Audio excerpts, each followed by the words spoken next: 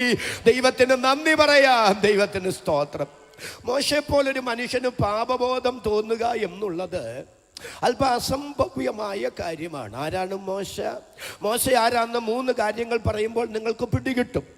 ലക്ഷോപലക്ഷം ജനവുമായി ആ ദൈവ മനുഷ്യൻ മിസ്രൈമിൽ നിന്ന് കനാനെ ലക്ഷ്യമാക്കി യാത്ര ചെയ്യുകയാണ്. പക്ഷെ മാർഗ തടസ്സമായി ചെങ്കടൽ മുമ്പിൽ കൂടി ഒഴുകുന്നു. അദ്ദേഹത്തിന് മുമ്പാരും വടി നീട്ടി കൈ നീട്ടി കടൽ പിളർത്തിയതായി അദ്ദേഹം കേട്ടിട്ട് പോലുമില്ല.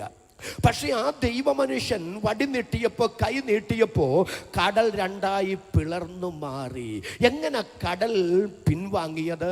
മോശയുടെ കൈയുടെ ശക്തി കൊണ്ടാണോ വടിയുടെ അധികാരം കൊണ്ടാണോ? ഇത് 2 കൊണ്ടുമല്ല. പിന്നെ അതെങ്ങനെ സംഭവിച്ചു എന്ന് യെശയ്യാ 63 രേഖപ്പെടുത്തിയിട്ടുണ്ട്.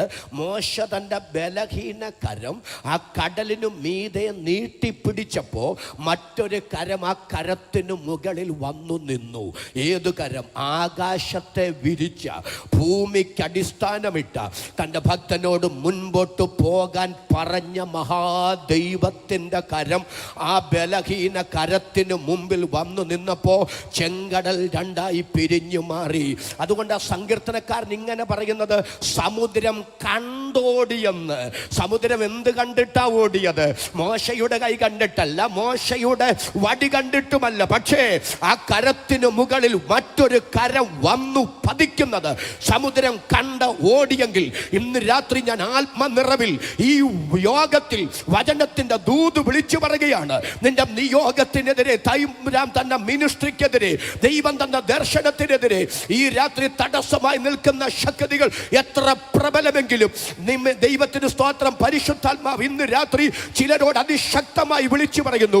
പ്രതീക്ഷിക്കാത്ത ചില പ്രതിസന്ധികൾ മുമ്പിൽ വന്നു നിന്നു എന്നുള്ളത് കൊണ്ട് തമ്പുരാൻ തന്ന നിയോഗം ഇട്ടെറിഞ്ഞു പോകരുത്.